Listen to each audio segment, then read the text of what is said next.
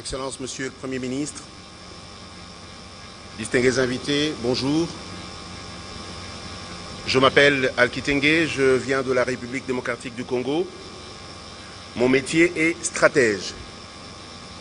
Des fois, quand je me présente et j'explique ce que je fais, les gens me posent encore des questions. Alors, à la fin, je dis, moi, je m'occupe du travail des autres. Je m'occupe du travail des autres, ça veut dire qu'en fait, je passe mon temps à étudier les systèmes. Je suis à la tête d'une équipe de 27 personnes.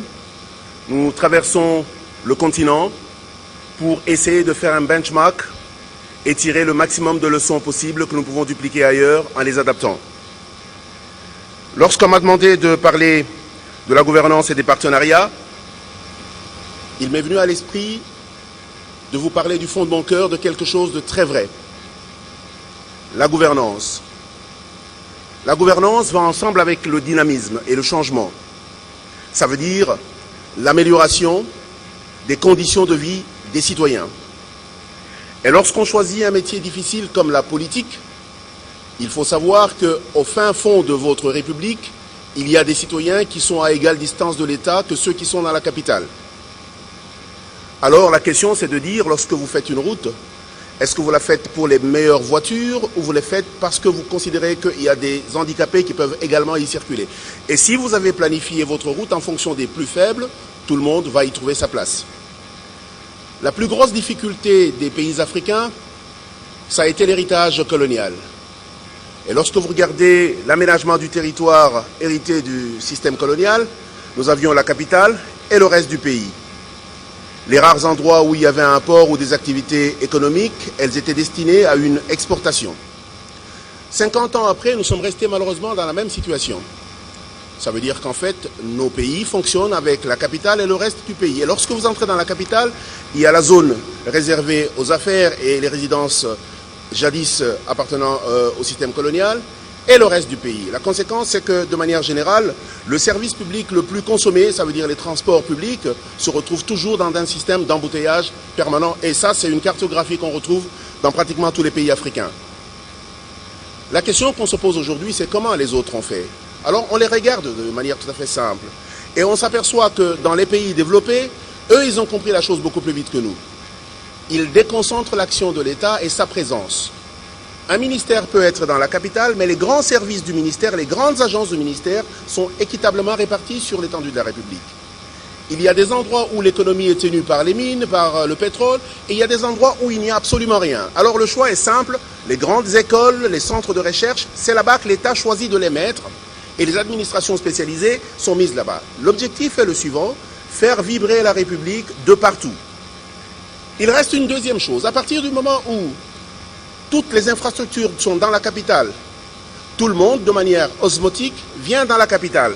Alors on s'aperçoit que toutes les intelligences humaines se concentrent dans la capitale et laissant le reste du pays complètement inoccupé. Et du coup, la capacité à avoir des initiatives à l'intérieur du pays, dans les zones déconcentrées, devient très faible et on s'aperçoit que l'Afrique commence à importer de la nourriture, simplement parce que nous avons oublié de laisser les intelligences et de les inciter à occuper le territoire.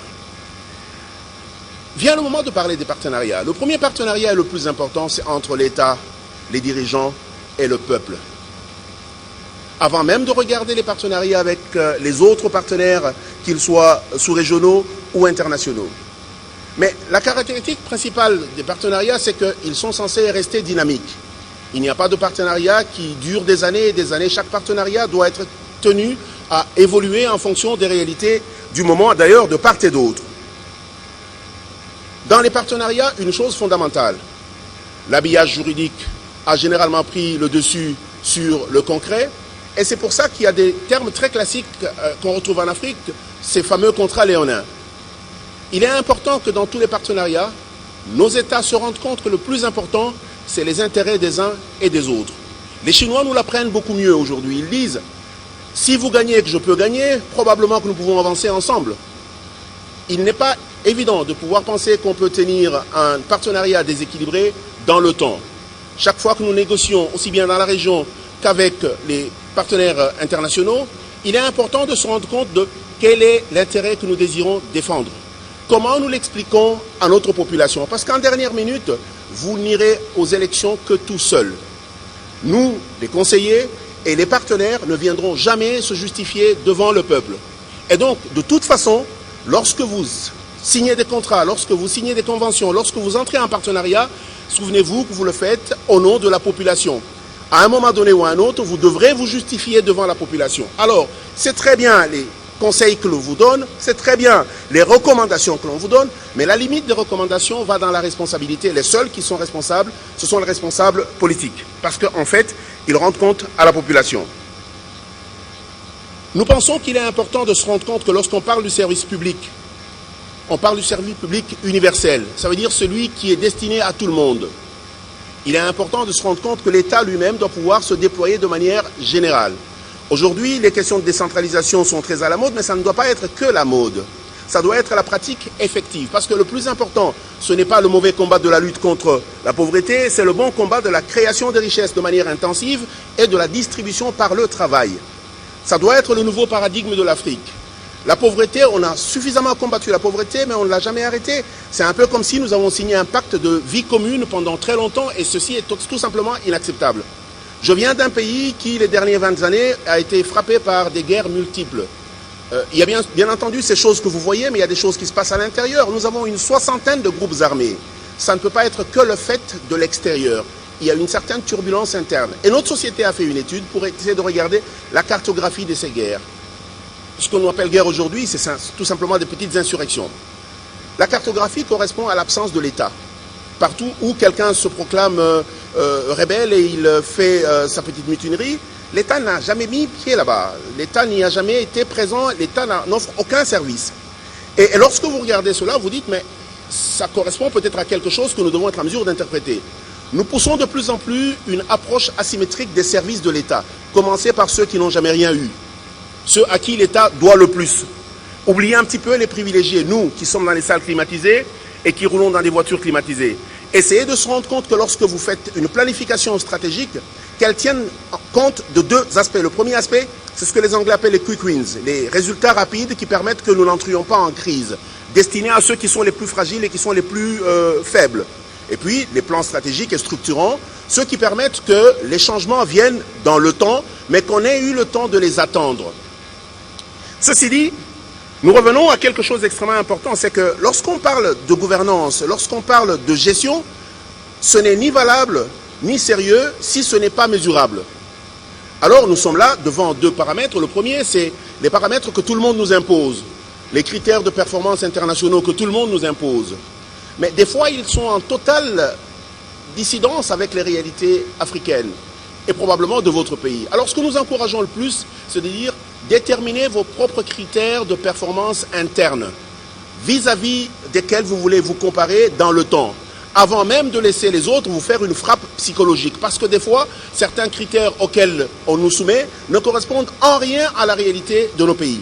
Et donc moi je dis tout le temps, lorsque vous avez en charge la gestion publique, soyez conséquents parce que vous êtes responsables. Nous tous qui vous conseillons, les partenaires qui viennent avec vous, c'est très bien. En définitive, c'est pour ça que vous êtes responsables. Le Fonds monétaire international, la Banque mondiale et tous les autres ne sont pas responsables devant le peuple, c'est vous qui êtes responsables. Et donc lorsque vous travaillez avec nous, lorsque vous travaillez avec les partenaires, assurez-vous qu'ils comprennent la pertinence de vos missions. Parce qu'on a bien remarqué que les 10 dernières années, et le Fonds monétaire international le remarque de plus en plus, il le dit, c'est qu'un certain nombre de solutions coupées-collées ne donnent plus de résultats. Je vais aller rapidement pour m'arrêter dans quelque chose d'assez important, c'est que lorsque vous êtes une administration et que vous êtes large, souvenez-vous d'une seule chose, la chose qui compte pour les citoyens, c'est le résultat. Et si vous voulez avoir le résultat, mesurez-le de manière tout à fait conventionnelle. Ça veut dire qu'en fait, vous devez expliquer et les procédures et les critères de performance à l'avance. Sinon, vous avez cette frustration d'un gouvernement qui fait des bonnes choses et d'un peuple qui dit « mais on ne voit rien ». Parce que c'est une dichotomie qu'on observe le plus souvent. Alors, le conseil est le suivant. Vendez le plus possible votre projet de société. Assurez-vous que vous avez des ambassadeurs pour le relayer dans la communauté.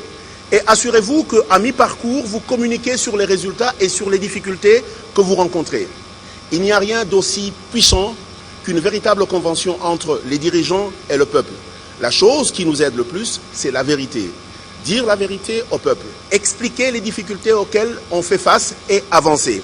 Parce que seulement, si on ne le fait pas ainsi, on est obligé de se justifier en bout de chaîne. Mais aujourd'hui, avec Internet et le téléphone portable, l'information circule plus vite qu'avant. Ce qu'on pouvait cacher hier, on ne peut plus le cacher aujourd'hui. Aujourd'hui donc, la politique, c'est une politique citoyenne, c'est une politique sérieuse, c'est une politique éthique. Et lorsque vous désirez pousser les valeurs éthiques dans votre administration, 3 choses importantes. La première, c'est des règles claires de progression. La deuxième, c'est une passerelle entre le service public et le service privé. Laisser les gens quitter la fonction publique et aller dans le privé. Et recruter des gens du privé à un certain niveau, ramener-les dans l'administration publique pour qu'ils insufflent le vent nouveau. Le troisième, c'est le pacte financier. Des fonctionnaires à 2 sous, ça ne donnera jamais des résultats. Le gouvernement doit être en mesure de s'imaginer que le salaire est une chose, mais la composante de sécurité sociale est une autre. Faites un package et négociez-le correctement avec les fonctionnaires, mettez-les devant leurs responsabilités. En ce moment-là, ils se battent pour gagner leur pain et gagner leur longévité. Sinon, ils savent qu'ils peuvent sortir. Je vous remercie.